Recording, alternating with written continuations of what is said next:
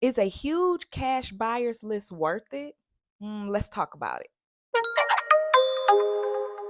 Hey y'all, my name is Jatarin Moore, and on my YouTube channel, I am documenting my journey as a real estate wholesaler. So, as a wholesaler, you might be asking yourself, do I need a huge cash buyers list? Is it even worth it?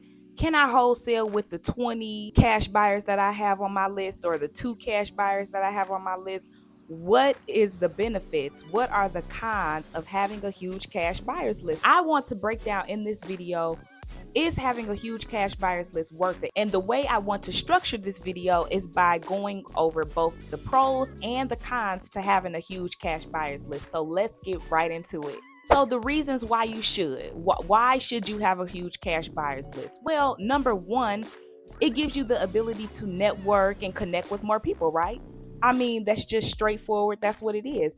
The more people on your buyers list, the more opportunities you will have to send it out to a lot of people, the more people you will have to meet and network, and they'll tell people about you, and then those people will tell more people about you. That's the way it works. Number two is a big one. It gives you the ability to make higher profits, y'all. You wouldn't have to settle, right? The more eyes that are on your deals, the more people who are able to review and make offers to you, the higher your profits will be. I say that because, listen, you won't have to go with the first choice.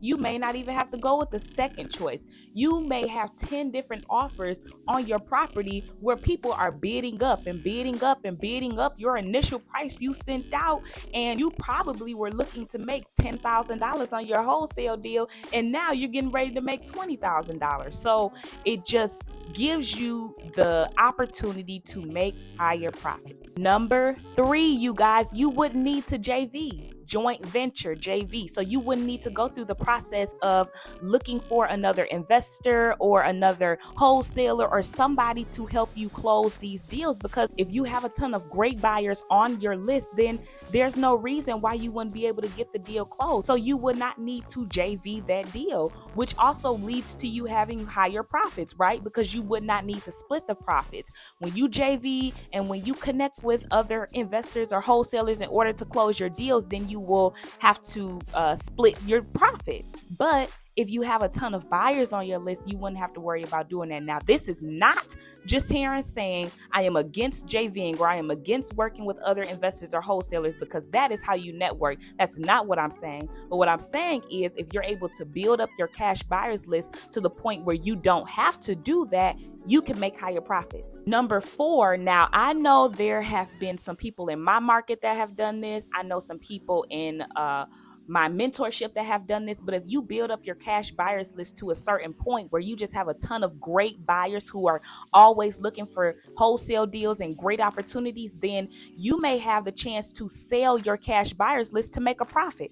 Bam, there go you some more money as a wholesaler, and you didn't even close the deal. What did you do? You sold your cash buyers list. Boom, there you go.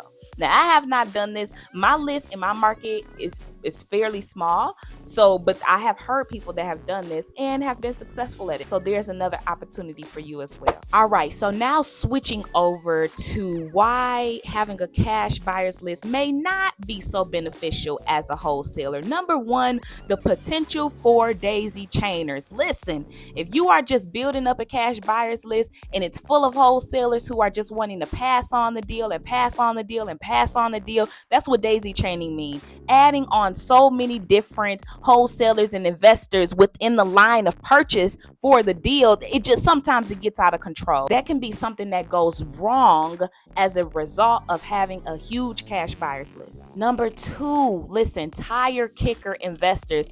Everybody who says they are a cash buyer, they're not going to buy your deals. They're just being nosy, and they just would like to see what's on the market and what deals are out there. So they just want to take a peek at it, literally, and just look at it and then look at it again, but they're not going to ever buy your deal. So if your list is full of just tire kicker investors, it's not going to do anything but stress you out. So that's another reason not to focus so much on the length of your cash buyers list, but more so of the quality. Are your buyers actually going to buy your deals?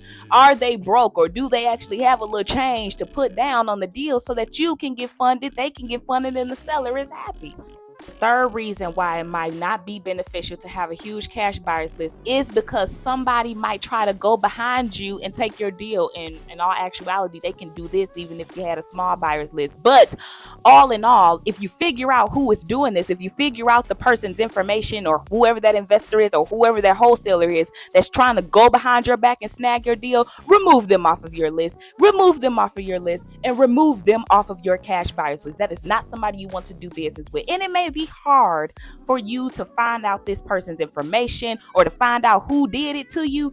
But if you're able to get that information from the seller you're working with, or if you're able to get it on down the line when it comes to closing or whenever the property closes, you'll be able to find out, remove that person's name off of your list. That is not somebody you want to deal with. The fourth reason why it might not be as beneficial to have a huge cash buyers list is because your list might not be personable. Now, I am in a mentorship where a lot of my peers, they have a huge cash buyers list. And when I say huge, I'm talking about thousands on top of thousands on top of thousands.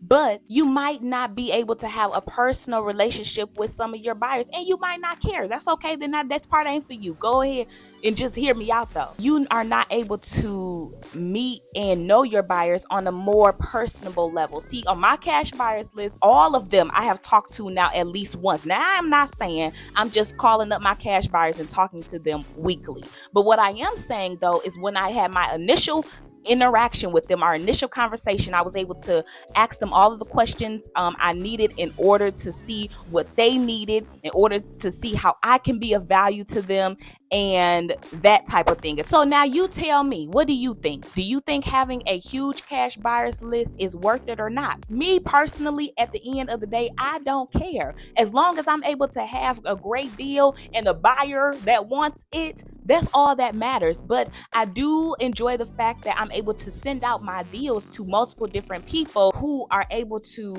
check out the deal and give me their best price or give me their best offer. I don't care whether my list is long or short. My focus is the quality more so. So let me know what stuck out to you in this video, and if you have any questions, go ahead and leave them down in the comment section. All right, and with that being said, that's all I have. That's it, you guys. That's all. That's it. That's all. Subscribe to my YouTube channel. I don't even know why you watching it this far and you haven't subscribed yet. Okay, subscribe, and then make sure to hit the notification bell so that you never miss any time I upload any new content. And don't forget to connect with me on Instagram. All right, y'all, I'll include my information right here in this video. And with that being said, I will talk to you guys in the next video.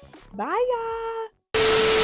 The way I want to structure this video, okay, hold on, to go over both the yeses and the nos on why you should or why you should not. And the way I want to structure this video is by going over, okay.